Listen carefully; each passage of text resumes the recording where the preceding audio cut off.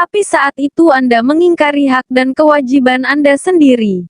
Berjanji tak akan menyentuh istri sendiri pada wanita lain. Alfian tercengang. Sejurus kemudian dia ingat akan malam pernikahannya. Apa kamu mendengar semuanya waktu itu? Aisyah tak menjawab. Dia kembali melangkah memasuki kamarnya. Alfian terhempas duduk ke sofa, kini dia mengerti semua yang terjadi.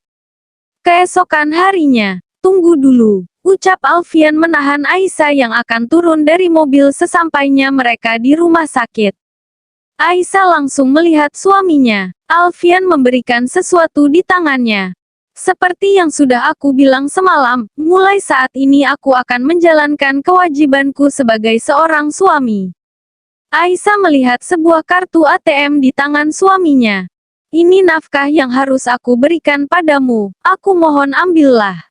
Aisyah terdiam. Aku tahu ini memang terlambat. Tapi aku harap tidak ada kata terlambat untuk menjadi suami yang bertanggung jawab dan aku akan mulai dari ini. Alfian menyodorkan kartu itu lebih dekat kepada istrinya. Aisyah terdiam sejenak tampak sedang berpikir. Tiba-tiba dia mengambil kartu itu. Membuat Alfian tersenyum. Terima kasih. Sebenarnya aku takut kamu akan menolaknya, ucap Alfian senang. Jika saya tolak, bukankah itu juga berarti saya mengingkari hak saya sebagai istri? Jika seperti itu, apa bedanya saya dengan Anda? Lanjut Aisyah lagi. Mengenai itu, Alfian terlihat ragu. Aku minta maaf. Sungguh aku minta maaf atas semua kesalahanku padamu.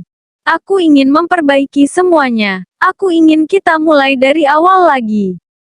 Aisyah, mari kita menjalankan rumah tangga kita yang seharusnya.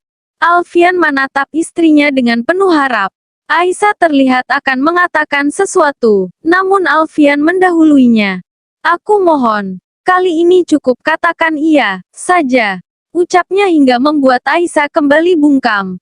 Aku tahu kamu akan memaafkan semua kesalahanku, seperti Allah SWT yang menerima taubat semua hambanya. Iya, Aisyah melihat suaminya. Seorang suami adalah nahkoda kapal. Kemana dan bagaimana bahtera rumah tangga ini akan dijalankan? Suami yang menentukan. Mana mungkin saya akan berpaling dari tugas saya sebagai istri, jika Anda sudah menjalankan seluruh kewajiban Anda. Alhamdulillah, ucap Siti dan Zainab secara bersamaan dengan penuh kebahagiaan. Mereka langsung memeluk Aisyah erat. Akhirnya Allah memberikan hidayahnya pada suamimu, ucap Zainab senang.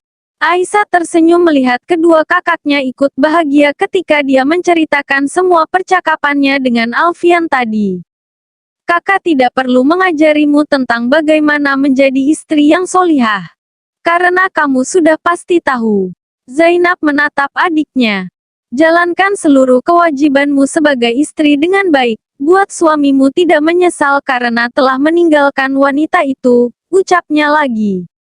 Aisyah mengangguk. Semoga saja suamiku bersungguh-sungguh dengan semua ucapannya.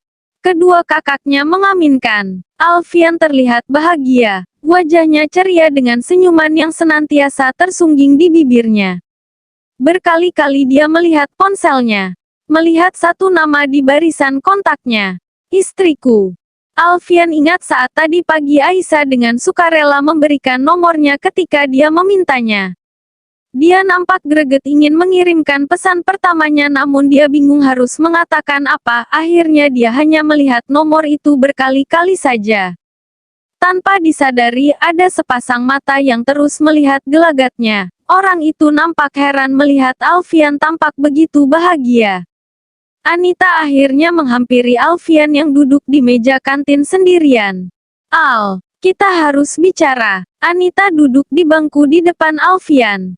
Alfian kaget, dia langsung menunjukkan wajah yang buram melihat Anita duduk di depannya. Apa sebenarnya yang ingin kamu bicarakan? Ucap Alfian pelan, karena dia tahu jika beberapa orang di sana diam-diam memperhatikan mereka. Tentang hubungan kita. Hubungan kita sudah berakhir, Nit. Ucap Alfian geram. Sudah kukatakan jika kamu tak akan semudah itu mencampakkan aku. Jawab Anita marah. Hentikan, Nit. Semua orang memperhatikan kita, kamu hanya akan terus mempermalukan dirimu sendiri.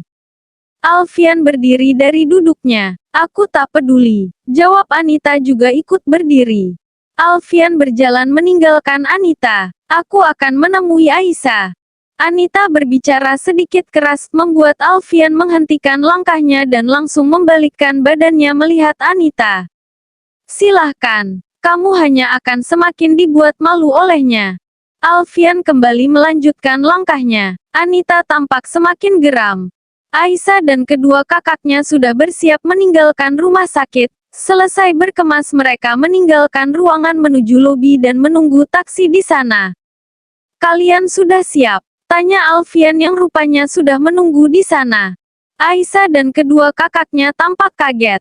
Kami naik taksi saja. Ucap Aisyah melihat Alfian mengajak ketiganya memasuki mobil yang sudah terparkir tepat di depan lobi rumah sakit. Aku akan mengantarkan kalian, jawab Alfian sambil membuka pintu depan dan belakang mobilnya. Apa kamu tidak sibuk? Tanya Zainab sambil memapa Siti memasuki mobil. Tidak, hari ini aku tidak ada operasi. Hanya memeriksa beberapa pasien saja. Alfian membawa kendaraannya pergi meninggalkan rumah sakit. Anita yang melihat itu dari kejauhan tampak semakin geram dan marah. Terlebih melihat Alfian yang begitu bahagia melayani keluarga istrinya. Aku akan kembali ke rumah sakit, ucap Alfian melihat Aisyah. Aisyah hanya mengangguk kecil. Tiba-tiba suara bel berbunyi. Alfian segera menghampiri pintu dan membukanya. Alfian kaget melihat Yusuf dan seorang wanita berdiri di depan pintu. Alfian mempersilahkan keduanya untuk masuk, membuat Aisyah juga kaget melihat kakak iparnya dan seorang wanita masuk ke dalam. Assalamualaikum, kami tadi ke rumah sakit, tapi katanya kalian baru saja pulang, jadi kami kesini setelah diberitahu Umi alamat rumah kalian. Kata Yusuf sembari duduk setelah dipersilahkan duduk oleh Alfian.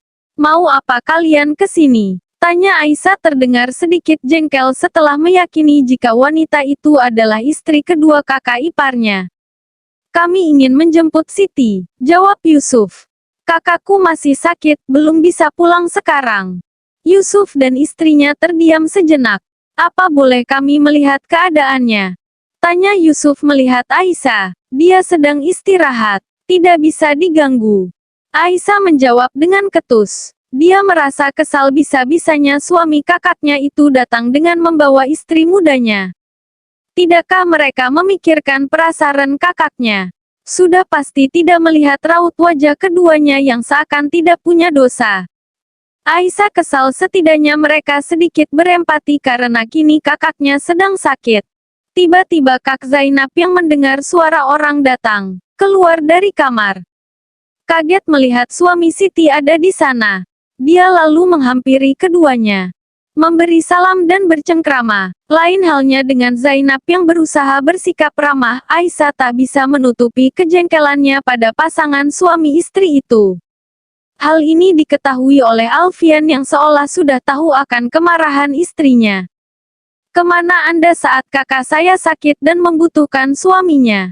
Tanya Aisyah tiba-tiba membuat semua orang kaget. Yusuf tampak bingung untuk menjawab. Suamiku harus merawatku juga kemarin. Aku juga sakit, jawab istri kedua Yusuf. Oh iya, sakit apa? Parah. Apakah juga harus dirawat di rumah sakit? Keduanya tak menjawab. Aku sudah mengatakan itu pada Siti. Katanya tidak apa-apa aku tidak bersamanya karena ada kalian yang merawatnya. Yusuf melihat Aisyah. Jadi mentang-mentang ada kami Anda melepas tanggung jawab Anda sebagai suami. Zainab langsung berdiri menghampiri Aisyah untuk memintanya berhenti. Jika kalian keberatan merawat Siti, kenapa tidak mengatakannya? Aku pasti akan datang dan merawatnya sendiri. Yusuf sedikit tersulut emosi. Kenapa kami harus keberatan mengurus saudara kami sendiri? Tapi seharusnya ada atau tidak ada kami. Anda tetap harus bersamanya kan? Apa menurut Anda? Anda telah bersikap adil terhadap dua istri Anda. Tanya Aisyah kesal. Jangan bersikap tak adil dan condong kepada salah satu istri. Karena di hari kiamat nanti dia akan datang dalam keadaan bahunya miring sebelah. Makanya jika tak mampu bersikap adil, Al-Quran sudah menyuruh untuk hanya memiliki satu istri saja. Yusuf terlihat sangat marah. Dia berjalan menghampiri Aisyah. Alfian dengan sigap menghadang Yusuf berdiri di depan istrinya. Jangan mengajari aku bagaimana seharusnya aku memperlakukan kedua istriku. Yusuf melihat semua orang dengan kesal. Maaf tapi sepertinya memang Anda perlu diajari, jawab Alfian.